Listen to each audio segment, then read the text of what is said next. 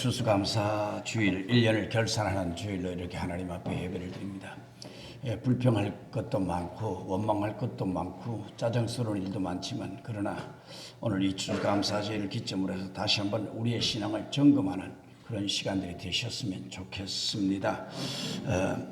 그 땅에서 100배나 복을 주셨다라고 하는 말씀, 정말 우리의 복이 되시기를 주님의 이름으로 축원합니다.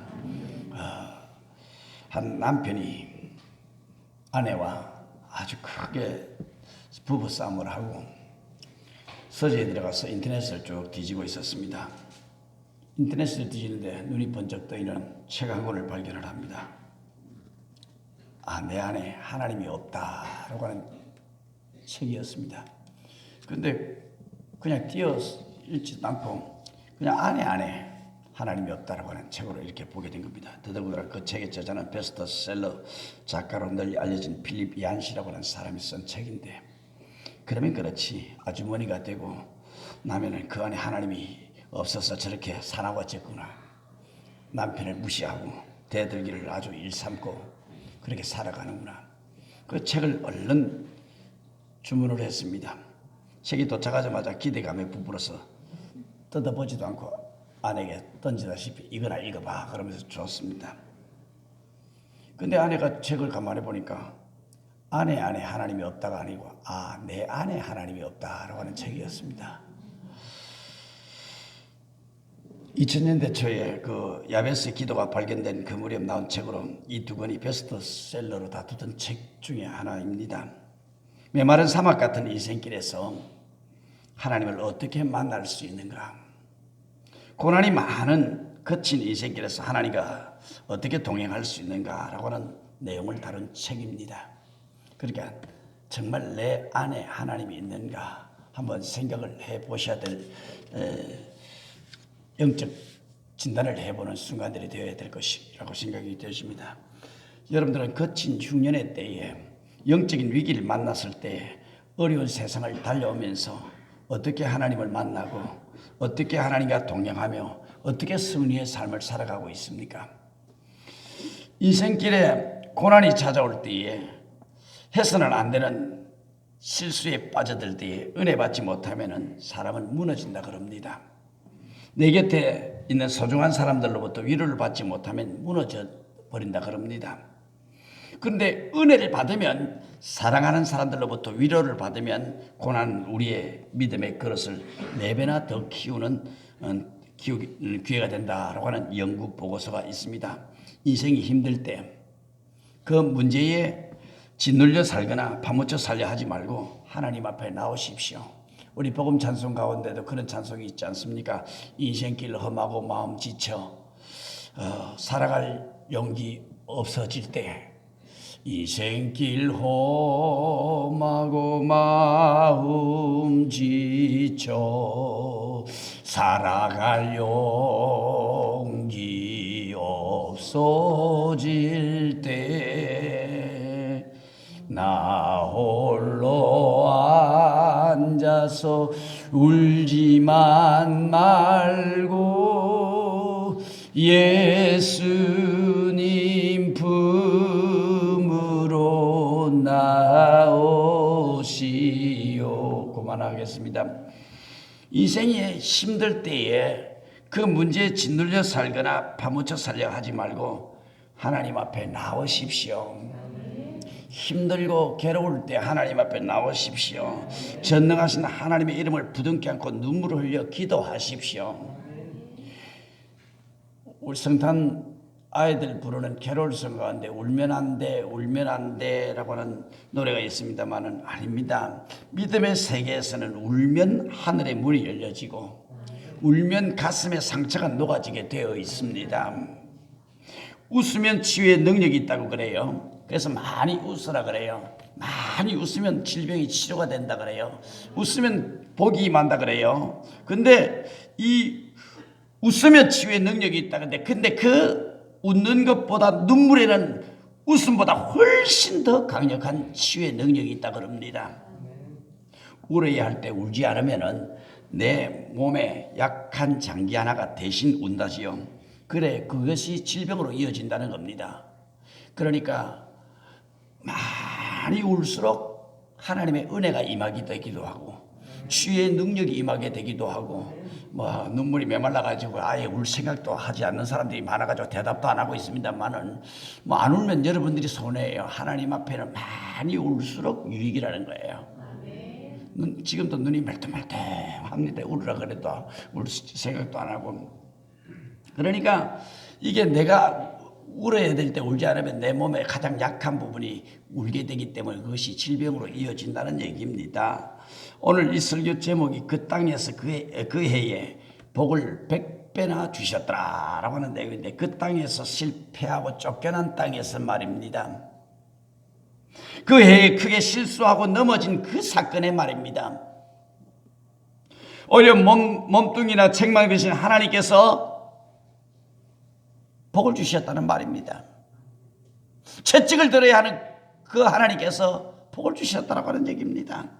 여기 그 땅 그 해는 이삭이 이방 땅에서 자기 아내를 누이라고 속여서 자기 목숨이나 부지해보겠다고 갔던 바로 그 해였습니다.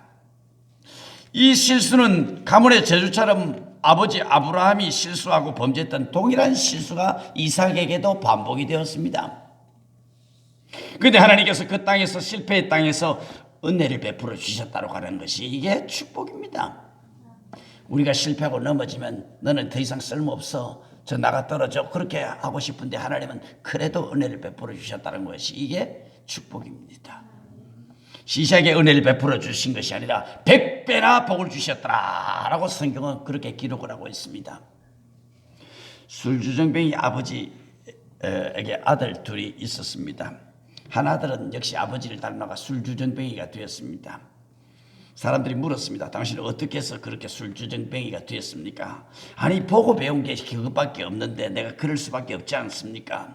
근데 다른 아들은 금주운동가가 되었습니다.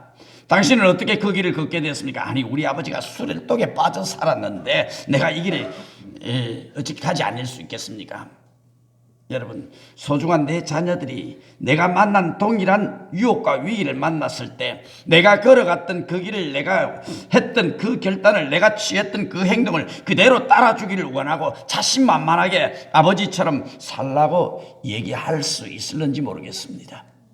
정말 나처럼 살아봐 그렇게 얘기할 수 있는 부모가 과연 얼마나 있겠습니까?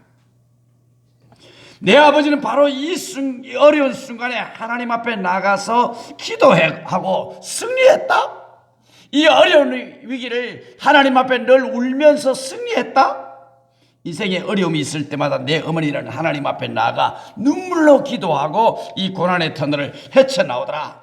나도 반드시 내 아버지 내 어머니처럼 승리하리라. 그리고 자식들이 일어설 수만 있다면 여러분은 인생을 헛되이 살지 않은 겁니다. 그럼 두 번째로 흉년의 때 이삭이 만난 그 위기가 도대체 무엇이었습니까? 본문 26장 1절 말씀 보면은 아브라함 때에 첫 흉년이 들었더니 그 땅에 또 흉년이 들매라고 기록을 하고 있습니다. 여기 위기는 흉년이었습니다.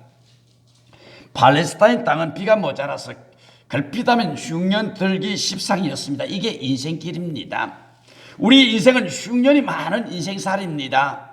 우리 인생의 땅은 언제나 실패가 있습니다. 갑자기 질병이 찾아옵니다. 고난이 고통이 엄습해옵니다. 이게 인생 땅입니다. 당시 사람들은 흉년을 이기는 방법을 아주 간단하게 해결을 합니다.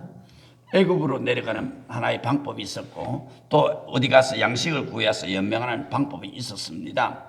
이 아브라함 때의 흉년이 크게 들어가지고 애굽으로 내려갔다가 큰 위기를 만납니다. 그런데 이삭이 가문의 저주처럼 똑같은 행동을 합니다. 동일한 방법을 선택을 합니다. 이때 보면 2절에서 하나님께서 이삭에게 나타나서 말씀합니다. 애굽으로 내려가지 말라라고 말씀합니다. 내가 지시한 땅으로 가라고 말씀합니다. 하나님의 백성들도 흉년을 만납니다. 어려운 일을 당합니다. 순종의 땅에도 위기는 있을 수가 있습니다. 약속의 땅에도 고난은 있을 수가 있습니다. 이때 우리가 꼭 기억해야 될 게 있습니다. 하나님의 자녀들은 고난 때문에 망하지 않는다라고 하는 사실입니다. 우리 한번 따라합시다. 하나님의 자녀들은 고난 때문에 망하지 않습니다. 고난 때문에 망하는 게 아닙니다. 고난을 승리의 기회로 만들어가는 사람이 하나님의 백성들, 신앙인들이고 믿음의 사람들이에요. 많은 경우 고난의 자리가 하나님의 계신 자리일 때가 많습니다. 오히려 손해보는 자리에 머무는 것이 하나님의 자녀들이 걸어가야 될 의로운 길일 때가 많습니다. 이중장부를 만들지 않았더니, 윗선에서 요구하는 불의와 타협하지 않았더니, 걸핏하면 마련되는 술자석에 자주 가지 않았더니 승진의 기회가 늦어지더라. 이게 과연 실패일까요? 이때 그 자리, 그 신앙의 자리 지키다가 고난을 당하는 것이 과연 실패한 인생일까요? 독일의 그 메르켈 총리가 있습니다. 이 메르켈 총리의 그 아버지는 서독에서 목회를 하던 목사였습니다. 그러니까 지금 서독의 그 메르켈 총리 아버지는 목사님입니다. 동독의 목회자들이 공산 정권의 핍박을 피해서 서독으로 물밀듯 내려오고 있었습니다. 이때 메르켈 총리의 아버지 목사님은 오히려 서독에서 목회를 하다가 동독으로 들어갑니다. 모든 사람들이 이곳으로 밀려 내려오면 동독의 시민들은 누가 보살핀단 말인가? 그들에게 복음을 전하기 위해서 동독으로 들어가서 목회를 합니다. 그리고 통일이 되어집니다. 그 목사님의 딸 메르켈 총리가 되는 겁니다. 세계적 위기 속에서 독일을 건강하게 지켜낸 장부가 된 겁니다. 삼선에 당선이 됩니다. 역사상 최장 여성 수상의 자리를 유지하게 되겠죠.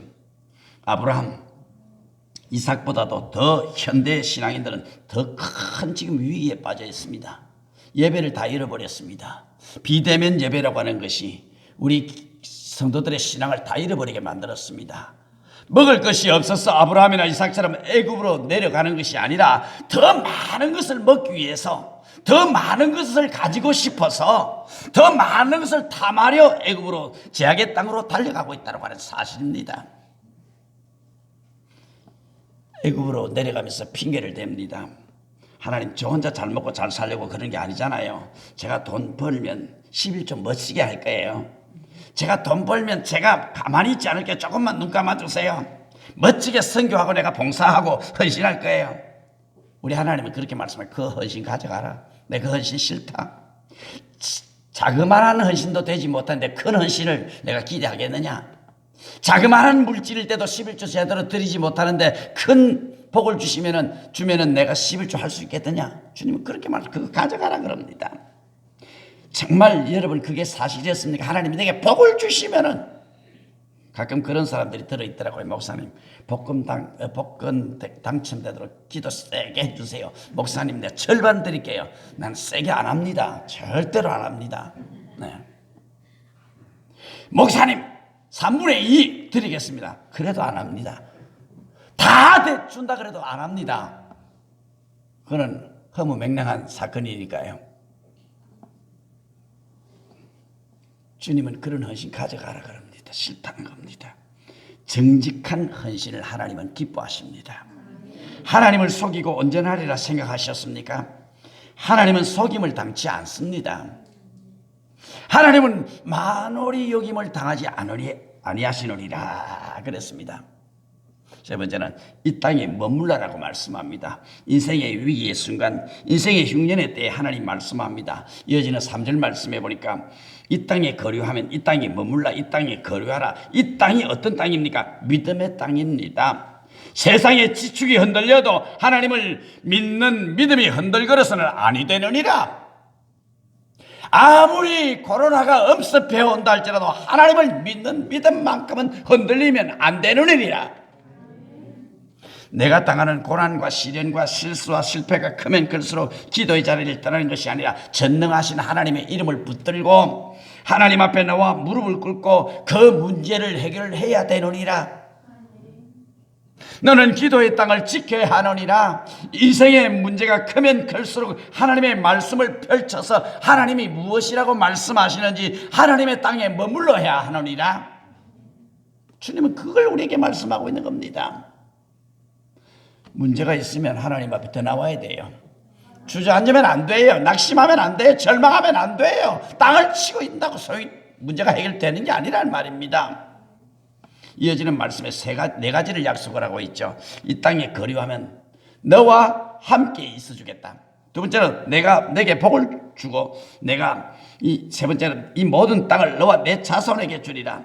내가 내 아버지 아브라함에게 맹세한 것을 이루어 내 자손을 하늘의 별같이 번성하게 하며 모든 땅을 내 자손에게 주리니 내 자손으로 말미암아 천하 만민이 복을 받으리라 라고 이야기합니다. 뭡니까? 내가 너와 함께 있으리라. 이 말씀 얼마나 중요한 얘기입니까? 하나님이 나와 함께 하신다 그러는데도 아멘 안 하는 여러분들은 참 답답합니다. 그렇죠? 하나님이 함께 하시면 안 될 일이 있습니까? 내가 너와 함께 하리라. 이 동네는 제 오른쪽 촌에 방향에 있는 사람들은 아멘이 잘 안 되고 이쪽 왼쪽에 있는 사람들은 아멘이 좀 잘 되는 것 같은데 내가 너와 함께 하리라. 그 다음에 두 번째는 뭡니까? 내가 이 땅에서 이 땅을 너와 내 자손에게 주리라고 말씀을 합니다. 세 번째는 그 자손을 번성하게 하리라. 네 번째는 내 자손으로 말미암아 천하 만민이 복을 받게 될 것이다 라고 이야기를 합니다. 하나님이 함께 하시는 복을 주시겠다고 말씀을 하고 있는 겁니다. 창세기 1장부터 25장까지 하나님이 함께하는 복이 나오지 않습니까? 신구약 성경 제일 먼저 하나님이 함께하는 복이 26장에서 나오고 있습니다. 약속을 부둥켜 안고 고난을 이겨낸 모든 사람들에게 성경은 분명히 말씀합니다. 여호와 하나님께서 아무개와 함께 하셨더라. 여호와 하나님께서 김 집사님과 함께 하셨더라. 그럼 이 집사는 서운할 테니까 이 집사와 함께 하셨더라. 그럼 조잘되는 조 집사는 더 서운하니까 조 집사님과 함께 하셨더라. 바가지 끓는 박 집사는 더 서운하니까 박 집사님과 함께 하셨더라. 그게 참 중요한 얘기 아닙니까? 여호와 하나님이 누구와 함께 하셨더라. 나와 함께 하는 거예요. 이게 참 중요한 겁니다. 그 요셉이 꿈을 꿉니다. 꿈꾼 내용으로 형의 시기를 받게 되지요. 형들의 시기를 받습니다. 꿈을 짓기 위해서 채색옷을 찢습니다. 물 없는 우물 속에 집어 던져지고 묻어버리고 맙니다. 미디안 장사꾼에게 팔아버렸습니다. 동생을 판 것이 아니라 동생이 꿈을 팔았던 것이지요. 종살이로 물썰고 낯설고 언어가 낯선 땅에서 온갖 고생을 다 합니다. 태풍처럼 몰려오는 유혹을 이겼다는 사실 때문에 억울한 감옥살이를 해야만 했었습니다. 온갖 고생을 다 감당을 합니다. 그러나 성경을 쭉 읽어 내려가다 보면은 요셉의 생애 가운데 별명처럼 따라다니는 형용사가 따라다니는 유일한 한마디 말씀이 있습니다. 여호와 하나님께서 요셉과 함께 하셨더라. 그 말씀이 자꾸 따라다닙니다. 여호와 하나님께서 김권사님과 함께 하셨더라. 여기 언제까지라도 끝까지 따라가야 돼요. 고난을 이기는 자의 복은 당대에 그치지 아니하고 자손에게 대를 이어가게 할 것이라고 약속을 하고 있는 것입니다. 역으로 말하면 인생의 위기 가운데 신앙을 잃어버리면 자식이 누릴 복을 그 아비와 어머니가 깨뜨리는 겁니다. 흉년이 들었다고 신앙의 자리를 떠나버리고 하나님을 배신하고 하나님을 섬기지 아니하면 자식이 먹을 씨앗을 부모가 삶아 먹고 마는 겁니다. 아무리 어려워도 위기의 순간이 찾아와도 그 씨앗을 먹으면 안 돼요.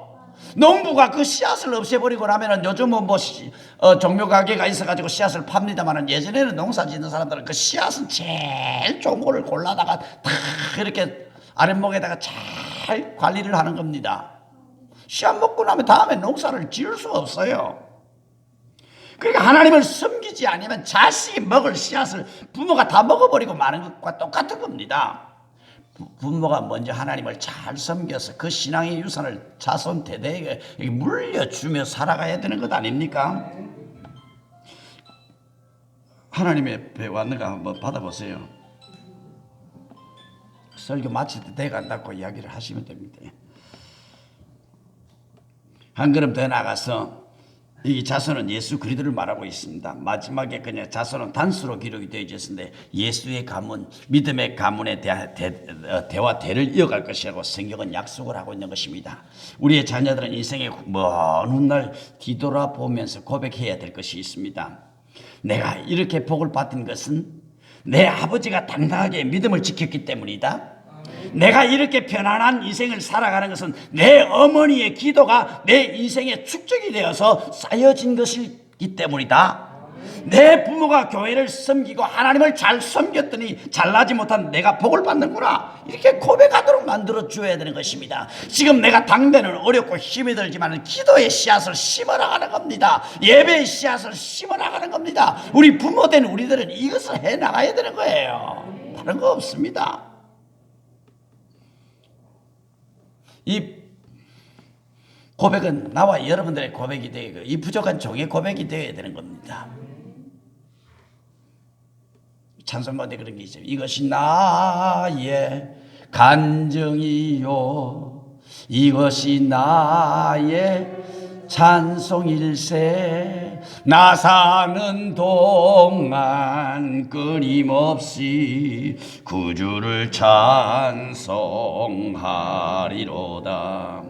마스크 낀다고 찬송 안 부르는 거 아니거든요. 안 부르는 사람이 딱 표가 납니다. 마스크 끼면 더 찬송 부르나 안 부르나 딱 표가 딱 납니다. 마스크가 들어갔다가 나갔다가 들어갔다가 나갔다, 이게 표가 딱 나거든요. 그러니까 찬송 안 부르려고 하지 말고 마스크 끼었다고 가만히 계시지 말고 찬송 부르면 찬송을 힘차게 부르면 돼요. 그러니까 가만히 마스크가 있는 사람은 찬송을 안 부르고 있다는 얘기입니다. 더 확실히 표시가 납니다. 이게. 네 번째는 실수를 했는데, 이삭은 하나님의 준엄한 말씀 앞에 반쪽짜리 순종을 합니다. 애굽으로 내려가지 말라고 말씀하셨기 때문에 애굽으로 내려가지 않습니다. 그렇다고 가나안 땅으로 다시 돌아가지도 않습니다. 그랄 땅에 머물면서 기회를 보고 있는 겁니다. 여러분 꼭 기억하시길 바랍니다. 양다리 걸치고 사는 신앙인들은 언제나 유혹에 시달리게 되어 있습니다. 항상 이런 사람은 세상의 군침을 쭉 흘리다가 하나님이 주신 은혜도 갈증을 느끼며 살아갑니다. 이리 갈까 저리 갈까, 차라리 돌아갈까, 어디서 많이 듣던 노래 아닙니까? 결국 마귀도 자기 사람인 줄 알고 잡아당깁니다. 하나님도 소중한 자녀를 빼앗기지 않기 위해서 당기지요. 결국 가랑이가 찢어지고 마는 겁니다. 그날 땅에는 언제나 유혹과 시험이 있는 이유가 바로 여기에 있는 겁니다. 여러분, 우리가 신앙생활을 하면서 11조 하는 것도 아니고 안 하는 것도 아니고 항상 타협하면서 그러면서 매일 참고 곳간을 살펴봅니다. 하나님께서 채워주신다고 약속하셨는데 언제쯤 채워주시려나? 이름만 걸쳐놓은 직분자로 살면서 하나님의 이름, 하나님의 영광을 팔아가면서 멋지게 한번 도와달라고 애원도 해봅니다. 하나님은 이런 기회주의자를 참 싫어합니다. 사람들도 기회주의자는 싫어하는데 하나님도 기회주의자는 싫어합니다. 여러분, 전능하신 하나님의 살아계심을 진짜 믿습니까? 테이블별로, 아니 의자별로 할까요? 정말 하나님의 살아계심을 믿습니까? 네. 그분이 우리 아버지라고 여러분 고백하십니까? 그분이 온 우주를 다스리시는 분이라고 그렇게 믿으십니까? 여러분, 예수님을 구세주 주님이라고 믿으십니까? 오늘 아침에는 장로님이 그런 이야기를 하더라고요. 어제 저녁 간증 강사는 굉장히 좀 별로 은혜가 안 되고 막 헤매고 다니니까 그냥 불때죽을 막 끓이니까 장로님이 그런 이야기를 해요. 목사님이 간증 강사 초청했습니까? 나는 아무 다니엘 기도에 손도 댄 적이 없고 간섭한 일도 없는데 목사님이 불때죽 쓰면은 내보고 간섭했다 그럽니다. 은혜 받았을 때는 목사님이 그 간증 강사 초청했습니까? 소리 안 합니다. 어제 저녁에는 참 은혜가 안 됐던 모양입니다. 목사님이 강사를 초청했습니까? 내가 왜 오륜교회하고 저하고 무슨 관계가 있습니까? 그 목사님 전화번호는 모릅니다. 여러분, 정말 예수님을 구세주로 주님이라고 믿으셔야 됩니다. 그렇다면 깨끗하게 믿으십시오. 확실하게 믿기로 결단하십시오. 죽어도 예수 안에서 죽고 살아도 예수 안에서 살기로 결단하십시다.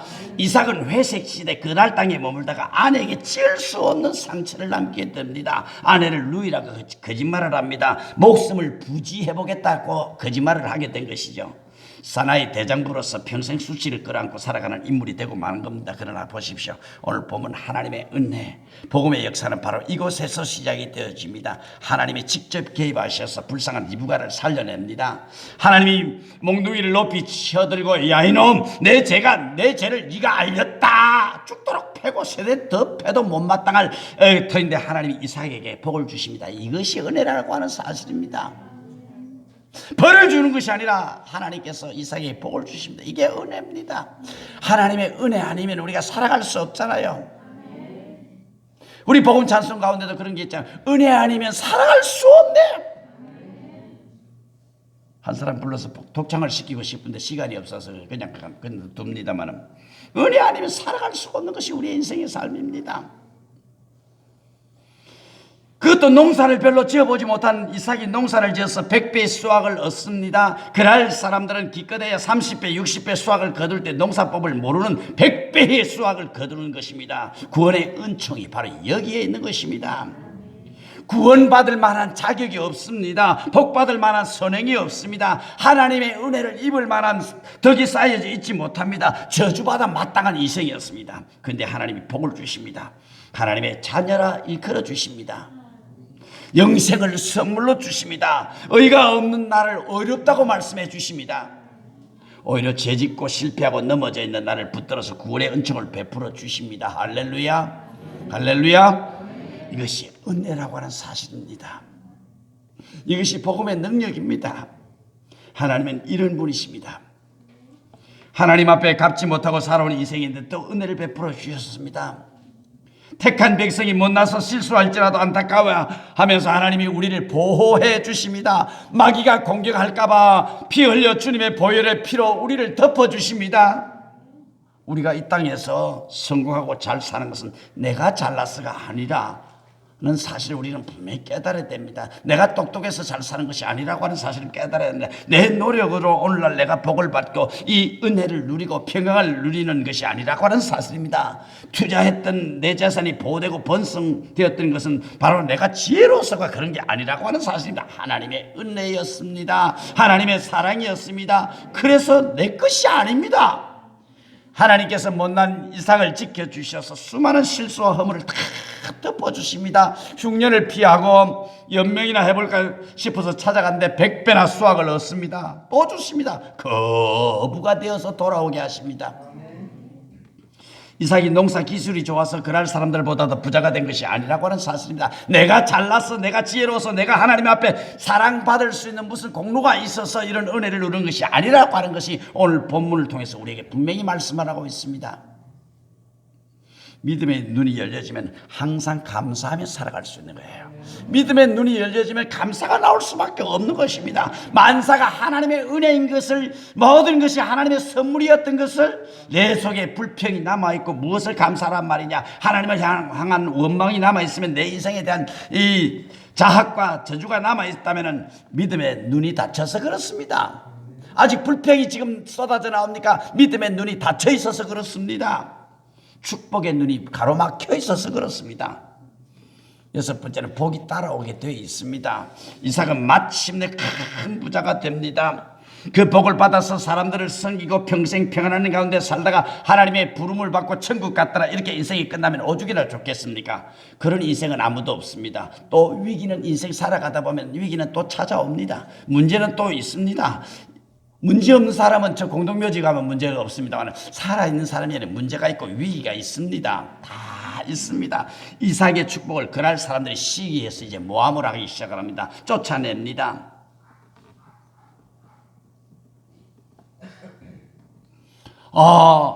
김 집사가 공단에 들어가서 공장 짓고 성공한다 싶었더니 공단 사람들이 몰려와서 이 인간 우리 고객 다 끌어가네, 굴려 들어온 돌이 박힌 돌 뽑아내려고 그러나, 그리고 시기하고 질투합니다. 소리 지르면서 공장에 불을 지릅니다. 예를 들어서 얘기입니다.